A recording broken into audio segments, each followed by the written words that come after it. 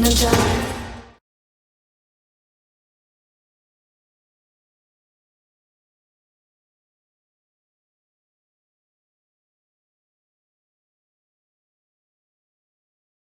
Hi, I'm sorry I'm not seeing you in person, but I'm glad you're listening to this presentation at the time you're touring colleges. How perfect. Looking at colleges and deciding where you want to go is an exciting time in your life. The financial aspects of paying for college are extremely important to keep in mind, even when you found that perfect school for you. College is a major investment in your future, and as with any investment, you need to weigh the costs and returns of the choices that you will make. Even if you receive a full scholarship, there are likely expenses that wouldn't be covered by it. Emotions go into any college choice. What I'd like to do in these few moments is to ask you to step back once you found the colleges that you want to go for and see what other decisions might enter in. It's always good to compare the schools that you're considering to some of the other schools, both financially and with other measurements. And we'll go into that a little bit. And I also will show you a couple of websites that I hope you'll check out. So do you remember all those months ago when we first met? And we were talking about establishing your goals and visions. And once you had done that, you looked at your budget. You established a budget. Well, here are some expenses. Some of them you're already paying, but some new ones that you will certainly pay when you go to college. And rather than your vision in terms of finances, it's really how can your finances help you meet your vision and goals for your education and your future. So before you apply for financial aid, it's good to have a general sense of all of the expenses that you would incur at a given school. Luckily, you don't have to guess what these expenses are. Colleges, as a matter of law, must post what is known as the cost of attendance online. You'll see that in the upper left-hand block. Cost of attendance is the total amount, not including grants and scholarships, that it will cost you to go to a given school. The cost of attendance includes tuition and fees, housing and meals, allowances for books, supplies, transportation, loan fees, and dependent care. It also includes miscellaneous and personal expenses such as allowance for the rental or purchase of a personal computer. Also costs related to a disability and reasonable costs for eligible study abroad programs. In the next block, you see total grants and scholarships, student aid funds that do not have to be repaid. Grants are often need-based, scholarships are usually merit-based. Occasionally, you may have to pay back all or part of a grant if, for example, you were to withdraw from school before finishing a semester. So subtracting these two gets you to net costs, an estimate of the actual costs that you or your family will need to pay to cover education expenses at a given school. Now let's look at the bottom line, the options to pay for the net costs. One is by work study. This is a federal student aid program that provides part-time employment while you're enrolled in a college to help pay for your education expenses. Then there's loans, borrowed money that must be repaid with interest. Loans from the federal government typically have a lower interest rate than loans from private lenders. Federal loans listed from most advantageous to least advantageous are called federal Perkins loans, then direct subsidized loans, direct unsubsidized loans, and then direct plus loans. You can find out more about federal loans at studentaid.gov, and we'll be discussing these a little bit more later in the presentation. And then finally, in the last block is the family contribution, also referred to as expected family contribution, a number used by a school to calculate how much financial aid you are eligible to receive, if any. It's based on the financial information you provide in your free application for federal student aid or FAFSA form. It's not the amount of money your family will have to pay for college, nor is it the amount of federal student aid you will receive. I'd like us to take a look at this Department of Education's College Scorecard website, because I'd like to familiarize with you. I think it's a good place for you to go in order to compare some of the schools that you're considering. You can compare it on such things as the graduation rate. And there, by graduation rate, they mean the number of people that graduated within 150% of expected time. So for a 4-year school, it would be 6 years. Loan default rate, because that gives you an idea of if it's high, it might mean that the students aren't faring that well when they come out of school in terms of getting a job. And then the median borrowing that students take at a particular school. So let's go to the website. Right now we're at the U.S. Department of Education's College Scorecard. And you can see that you can search for your schools under field of study, a given school, a school name, location, academic fields. This particular search that we're on right here was pre-populated, but it will give you a good sense of some of the information you can find by going to this site.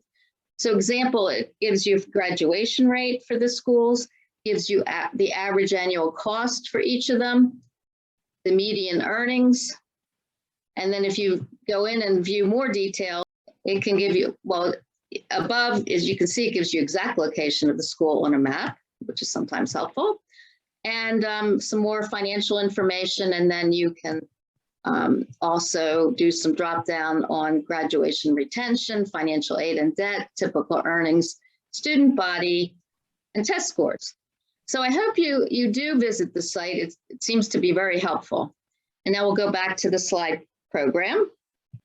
Let's take a look at that free application for federal student loan aid, or FAFSA form that we talked about earlier. Running parallel to your college search is your financial affordability of college search. And this form, the FAFSA form, will be something you will fill out at least probably every year. So once you've answered the questions on this form, you will be provided with the expected family contribution and your student award letter. Just as an aside, for next year, the expected family contribution will be renamed to Student Aid Index, which is more descriptive, I think, really. So the thing to keep in mind with a FAFSA form is that deadlines are very important. There's the deadline for the form itself, or the federal deadline. Often a state will require a different deadline, and then a school where you're applying may also have another deadline. So to give you, the federal deadlines are as follows. October 1 is when it first opens. And you probably will want your form ready as soon as the deadline opens, because all of financial aid is given out on a first come, first served basis. So you want to be early in line for it. The actual deadline isn't until the following summer, but October 1 is when the form opens up. Now, schools sometimes will have deadlines that are tied into the application dates. So November 1, perhaps for the early application date, and February 1 for the regular application dates. But in any event, you definitely want to have this ready as soon as you can. Now, there are about 108 questions on this form. A lot of the answers come from tax returns and from bank account information. You'll be happy to know that next year, from 108 questions, it will be reduced to 36 questions. So hopefully it will be easier to fill out. So you'll become very familiar with this form, I would say. There is another form that some schools require called the CSS form, College Scholarship Service form. This is maintained by the College Board, the people that give you the SATs. So the schools will let you know if they require that form too, but both of them provide similar information and reports. So let's take a look at the student aid report, which is one of the outcomes of your FAFSA. And this is it's usually an electronic form, and it gives you some basic information about your eligibility for federal student aid. It also includes the answers to your questions that you provided on the FAFSA, and then it will list the student aid that that they recommend that you receive, and the total cost of attendance, and then some ways you can pay by loans or grants or scholarships for the amount. So what I want to do is take one of these forms and break it down little by little so that we can take a closer look. So at the top of the form, at the student aid report, you would see the total amount of financial aid that the school is recommending you receive. It's broken down by the type and by the semesters. Now, everything in this top category is really good news to you because scholarships and grants do not have to be repaid. So obviously, as much of you can get in the top part is of a great advantage to you. The Pell Grant, just so you know, for this year, it caps out at $6,495. My understanding is that's supposed to increase for next year. That is based on financial need. One thing you should do when you receive a scholarship is to find out whether it's for just the 1 year or whether it's for 4 years. And what are the criteria that the schools require in order for you to keep the scholarship? The same could be true with the grant. So I know you'd be excited when you get your scholarship and grant amounts, but just find out if there's any sort of strings attached to those. Next, they will list your loans. Now, it's interesting that loans are included as sort of a subtraction to your total cost, because in reality, you do have to pay these back and with interest. So you shouldn't really look at these like free money, like the grants and scholarship, but rather, well, it's nice that they're giving me these loans, but I know I'll have to pay them back. The subsidized loans are based on financial need. And the good thing about the federal direct subsidized loans is that the government will pay your interest while you're in school and for up to 6 months upon graduation. Direct unsubsidized loans are not based on need, and the interest accrues all along. And if you don't pay it while you're in school, it gets tacked onto the amount of the loan at the end, and it can be a rather surprising amount. So the suggestion there is if you have a direct unsubsidized loan, try to the extent you can to keep up with the interest.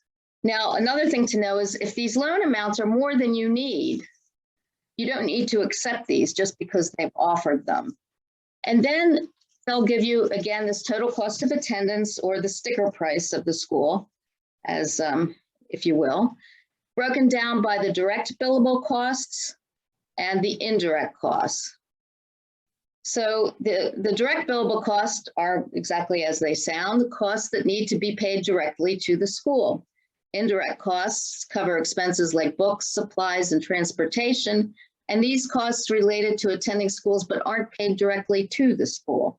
So the school is roughly estimating the indirect costs that you will incur. You may have a better sense of it than what they put on this form.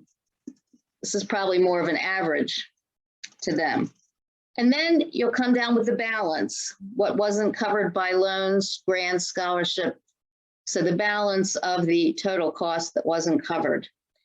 And usually the school will have some kind of a payment plan, 10 payments per year, 12 payments per year. They may have other payment plans for that.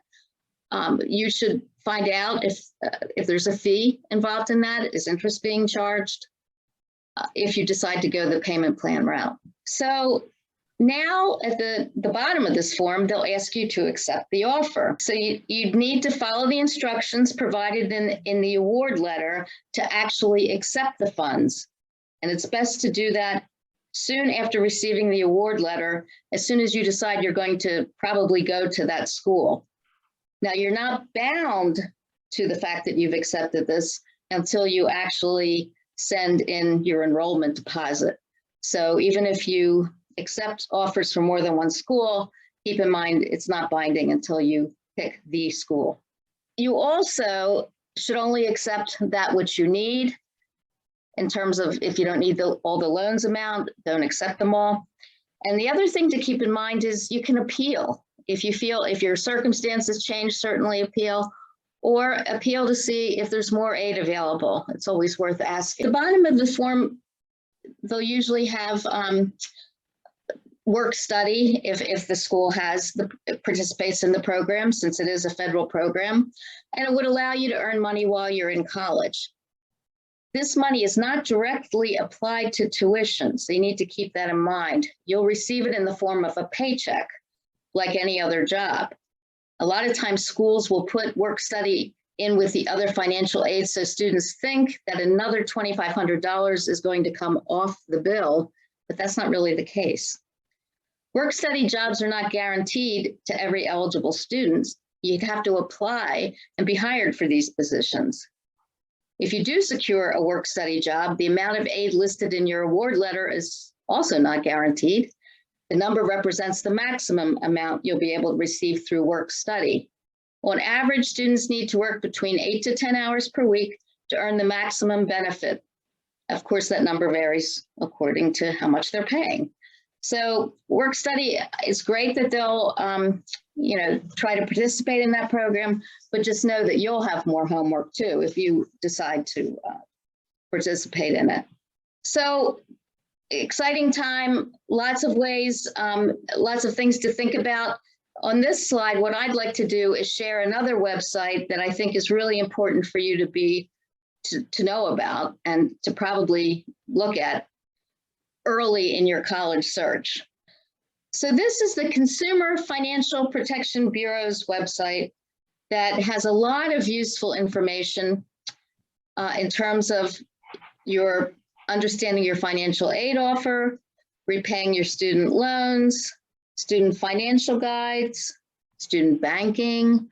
You'll see over here, there's a link to finding your FAFSA deadlines. You can even link to the FAFSA application itself off of this website. Just a lot of, I think, really important information that this is another good website to go to. And it was consumerfinance.gov/paying for college. So with that, I'm probably going to end here. What I'd like to say is you're at a really exciting time in your life. You get to launch your personal dream. True, there are a lot of decisions to make, but it is exciting. You have friends, family, and other resources and support to help sort out those choices. Make use of them. In the end, it's your journey, but it's always to have pre-journey and during journey consultants to help you on your way. I wish you all the best for your exciting futures, and thank you.